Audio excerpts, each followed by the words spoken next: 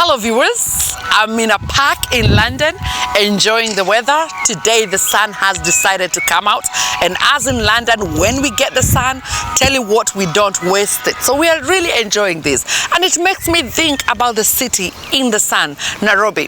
The stories coming from Kenya is a big story of corruption, people being in government and being corrupt, the common wananchi doing their usual business being corrupt, even every little bit of Kenyans doing businesses, even in the market, corruption is the order of the day. So we ask ourselves, as in the diaspora, what can we do? So we engaged a few diasporans to talk about corruption in Kenya. Have a think, is what the diaspora saying correct about corruption in Kenya? Nepotism will always breed corruption. That is a known fact, because everyone's out there for themselves. These people like, aha, Kenyatta has eaten, or think like, I need to eat as well. Now nobody is like, even me, I want to have a chance as well. And then another guy is like, yeah, even me, we need to eat as well. Now, it's okay to put in a big signpost, corruption is not accepted, or this is a corruption-free zone. Yes, this is a corruption-free zone, I remember that, It's yeah. still there, yeah, but then if it's just a sign, but nobody's actually accounting, is it really working? So how do we know that actually somebody is responsible for that sign and ensuring that it is working? For me, as a person who works in diaspora, I'm able to live a life because I'm paid well, and there is no way you can tell somebody, I'm not saying we pay people in Kenya the same amount people are paid in diaspora, no.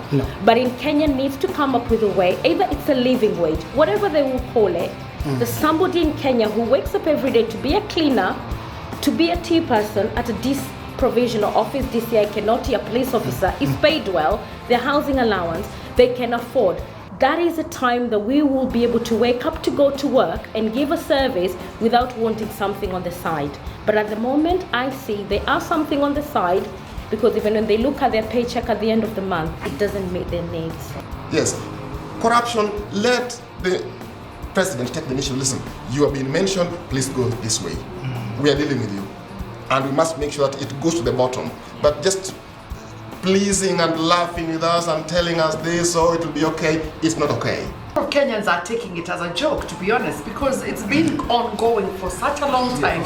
Big names have been mentioned, but until one day when we see one person going to jail for corruption in Kenya, it's still a game to some people. In fact, some people think like they just bring it on to hear what you have to say, because at the end of the day, corruption in Kenya is so rooted to the common wananchi that no matter how much you want to fight it, until the common wananchi think that, you know what, I'm not going to get involved in this corruption, that's when it's all gonna start getting solved. At the moment right now, I don't think Kenya is dealing with corruption. The problem is not even within the small local things, it's actually more to do with the banks. I mean, I don't understand how someone can one day be having 2,000 shillings in an account, the next morning they have billions.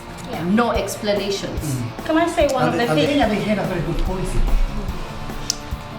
They called it lifestyle audit. You know, everybody was very excited. I remember when I heard about lifestyle audit, I was like, yeah, they're gonna get them. But then, like everything else, you know, it was swept under the carpet. And we might not take it for granted that we are a small group. But to be honest, if you combine all our experiences and expertise and the network that we have, we are a big force, but we are not organized. So as a solution, my suggestion is, what is happening in Kenya and us complaining here is not a solution. The solutions begin with us. What are we doing to make the change that is required? It's about time our diaspora voices get heard in Kenya.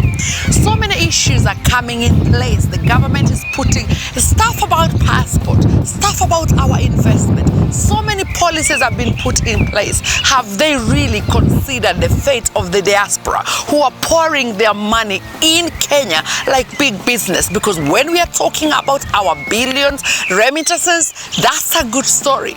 But when we're starting to talk about how we can access those billions, or how our children can access those billions in inheritance, is a big story. So I'm saying this, diaspora, time for us to wake up and engage with those in Kenya. We can't just keep taking it. There's a time which now we're gonna have to think, how do we really fight for our rights?